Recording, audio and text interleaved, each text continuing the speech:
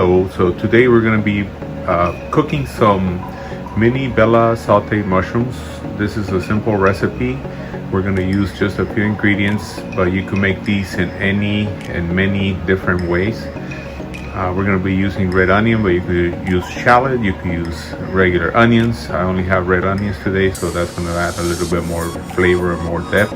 The mushrooms are mini bella mushrooms, and I'm just going to use a couple dry spices, and we're going to make them very flavorful.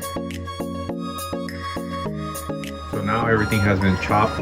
We're ready to start sauteing the mushrooms. We're going to be using I quartered the mushrooms so they're not so big. It's about 48 ounces of mushrooms. They're organic, mini bella, and also we chopped up the onions.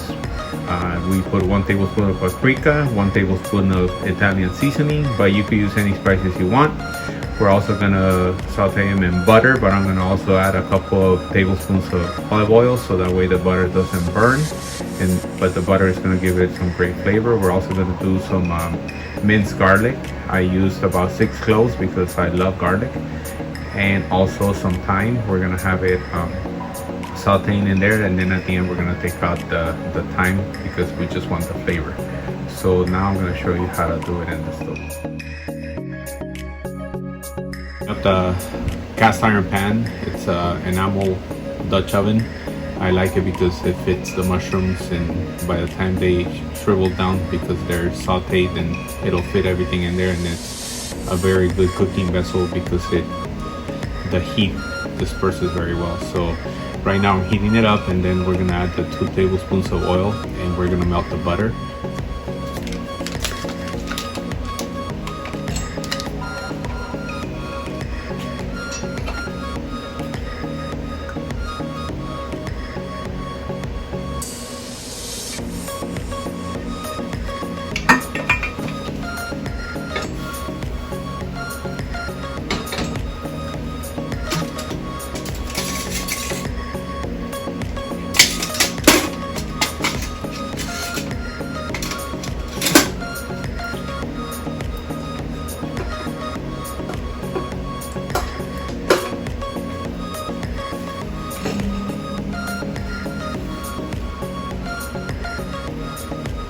Now I have the heat a little bit higher just to melt the butter, but once the whole thing is melted, then I'm just gonna put it in a medium heat so that way it doesn't burn, and we're gonna start browning the onions and also add the garlic and the spices right after.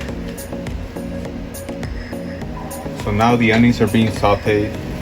They're browning, they're nicely done in butter right now.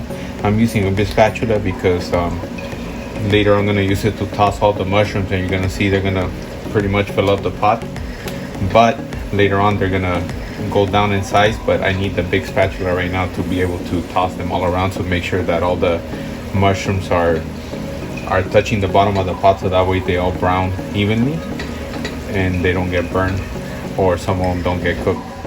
So now the spices are in there, and we're just going to give it a quick toss, about 30 seconds till they start smelling and the oils release from the spices. The garlic is in there also. You're gonna see it start changing color. That with the butter is gonna be really great taste, great flavor. Developing each flavor, each layer of the dish, even though it's just mushrooms with a little bit of spices, it's still gonna be great flavor because we're going level by level and just making sure that everything is maximized. See, the onions already changed color, everything is great. And now I'm going to throw in the mushrooms. I'm also going to throw in the thyme, but that's going to come out later, just so I could flavor every aspect of the mushrooms. But we don't need to eat that later. We're just going to have it infuse the oil and the butter with that flavor. Now we have the mushrooms. I already quartered them, and now they're just going to go in there. The smell is amazing. I want to eat this now. I've been fasting for about 45 hours, so now I'm really hungry. Even if I don't want to eat, I would have to eat anyways because the flavor and the smell is amazing. So now I'm gonna brown these mushrooms I'm not gonna bore you with this, but I'm gonna show you later on how it looks. That way you see and you have an idea of when to stop. I'm gonna cover them so that way they release some of the water, and then I'm gonna uncover them after so that way it evaporates and the flavor also maximizes and it gets more in depth. So you'll see in a little bit. So if you see, it's been about 5 minutes and they are reducing nicely. They're browning all over. They're releasing their juices. You see there's a little bit of liquid on the bottom. I'm gonna wait about 2 more minutes and then I'm gonna add the soy sauce.